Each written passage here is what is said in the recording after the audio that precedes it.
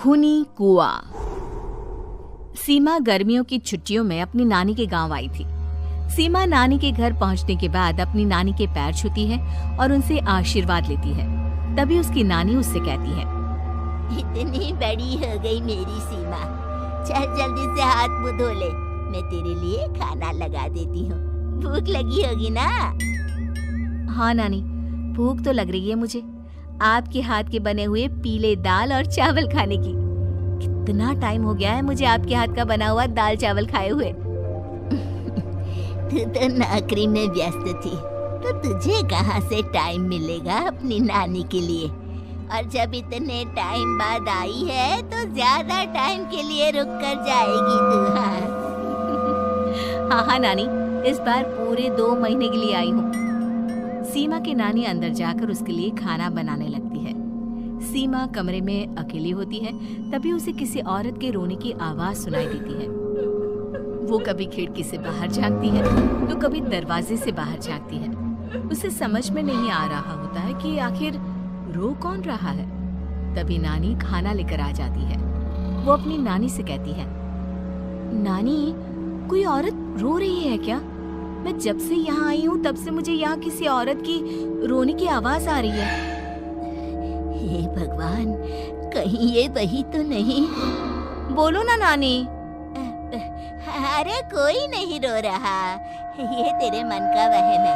और तू ना अब खाना खा ले, ज्यादा यहाँ वहाँ की बातों में ध्यान मत दिया कर। जल्दी से खाना खा और फिर मेरे साथ आ जा मेरे कमरे में।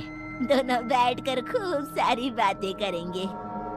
ऐसे ही अगले दिन सीमा अपनी नानी के साथ गांव के बाजार जा रही होती है। उसी रास्ते में फिर से किसी औरत के रोने की आवाज आती है। वो अपनी नानी से कहती है, अरे नानी, क्या सच में तुम्हें अभी भी किसी औरत के रोने की आवाज नहीं सुनाई दे रही? मुझे किसी औरत की बहुत बुरी तरीके से रोने और चीखने की आवाजें आ रही हैं। मैं बहुत परेशान हूँ नानी, आखिर ये कौन है? मुझे लगता है कि सीमा को शहर भेज देना चाहिए, यहाँ रहना उसके लिए ठीक नहीं। नानी बोलो ना, आप चुप क्यों हो जाती हो? सीमा, तू घर चल, मुझे तुझसे बहुत जरूरी बात करनी है। नानी सीमा को घर ले आती है और सीमा से कहती है, सीमा, कल सुबह तू शहर वापस चली जाएगी। अरे अचानक? आखिर क्या बात है नानी? आप मुझे ऐसे जाने को क्यों कह रही हो? मैं बस जो कह रही हूँ उस पर ध्यान दे। तू कल सुबह यहाँ से चली जाएगी, और ये बात मैं कोई मजाक में नहीं बोल रही।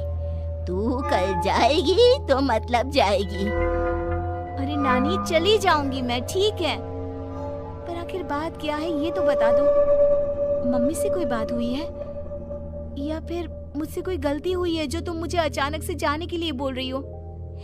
देख सीमा, रात बहुत हो चुकी है और मुझे इस बारे में कोई बात नहीं करनी। चल, अब चल के मेरे साथ सो जा। सुबह की बस पकड़कर तुझे शहर भी तो जाना है। सीमा को अपनी नानी का ऐसा व्यवहार देखकर बहुत ही अजीब लगता है। उसे कुछ समझ में नहीं आ रहा होता है कि आखिर उसकी नानी उसे अचानक से गांव छोड़कर जाने के लिए क्यों कह रही है। ये सारी बातें सोचते सोचते सीमा की आंख लग जाती है और वो अपनी नानी के साथ सो जाती है। ऐसे ही आधी रात को सीमा को फिर से किसी औरत की रोने की आवाज सुनाई देती है। वो उस औरत की आवाज सुनकर बार बार करवटें बदल रही होती है और तभी उसे सपने में भी एक अजीब सी औरत की परछाई दिखाई देती है, जो इतना चीख चीख कर रो रही होती है कि सीमा डरकर उठ जाती है। वो पूरे पसीने पसीने हो रही होती है। वो अपने आसपास देखती है तो घर में बिल्कुल शांति का माहौल होता है। सीमा घबरा जाती है। वो अपनी नानी को जगाने की कोशिश करती है मगर उसकी नानी नहीं जगती। सीमा को फिर से उस औरत की रोने की आवाज सुनाई देती है। आखिरकार सीमा अपने आप को रोक नहीं पाती और वो घर का दरवाजा खोलकर बाहर निकलती है। आखिर ये माजरा क्या है? आज तो मैं पता करके रहूंगी। अब आवाज का पीछा करते हुए सीमा आधी रात को गांव के चौपाल के पास बने कुएं के पास पहुंच जाती है, जहां कुएं की चारों ओर बेड़ियां लगी होती हैं। उन बेड़ियों में लगे हुए ताले के साथ एक लाल रंग का कपड़ा और माता रानी का कलावा बंधा होता है। उस कुएं में से सीमा को किसी के रोने की आवाज आती है। सीमा परेशान हो जाती है। इस कुएं में कौन है? कौन है यहाँ? सुनो, कौन है? कौन रो रहा है? वो चिल्ला चिल्ला कर पूछती है और साथ ही लोगों को जगाने की कोशिश करती है, मगर किसी को भी उसकी आवाज सुनाई नहीं देती। अब सीमा खुद उस कुएं के पास की बेड़ियों और तालों को खोलने की कोशिश करती है और किसी तरह कुछ देर की मशक्कत के बाद सीमा उसको खोल भी देती है। और जैसे ही वो कुआं खोलकर उसके अंदर झांकती है, सीमा उस कुएं में गिर जाती है। इतने में उसकी नानी की नींद भी खुल जाती है और सीमा को पास ना देखकर नानी परेशान हो जाती है।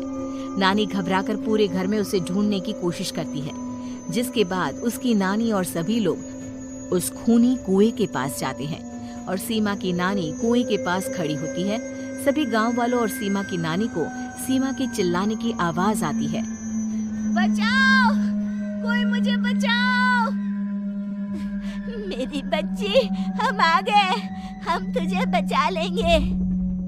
नानी, मुझे यहाँ बहुत डर लग रहा है। यहाँ इंसान की कटी हुई मुंडिया, हाथ, पैर और कंकाल है और खून भी है। नानी, मुझे डर लग रहा है। आप सब मेरी मदद कीजिए, नहीं तो ये खूनी कुआं मेरी बच्ची को भी खा जाएगा। अरे मुझे तो ये समझ में नहीं आ रहा कि आखिर इस खूनी कुएं को खोला किसने। सालों पहले इसको इतनी मुश्किलों के बाद तांत्रिक बाबा ने बंद किया था। अरे पूरा गांव खूनी कुएं के बारे में अच्छे से जानता है, तो कोई भी जानबूझकर तो ऐसा करेगा नहीं। मतलब किसी ने अनजाने में इसे खोल दिया है भैया। सीमा को इस बारे में मालूम नहीं था और जब से वो यहाँ आई थी तभी से उसे किसी औरत के रोने की आवाजें भी सुनाई दे रही थी। कहीं सीमा ने ही तो उसे नहीं खोला। अगर ऐसा है तो फिर सीमा का बचना बहुत मुश्किल है। वहीं कुएं के अंदर सीमा रोते हुए बैठी होती है कि उसे आवाज सुनाई देती है जो कुएं के बाहर खड़े गांव वालों में से किसी को सुनाई नहीं देता। आज सालों के बाद मुझे ताजा खून मिलेगा। तेरा खून पीकर आज मैं अपनी प्यास बुझाऊंगा।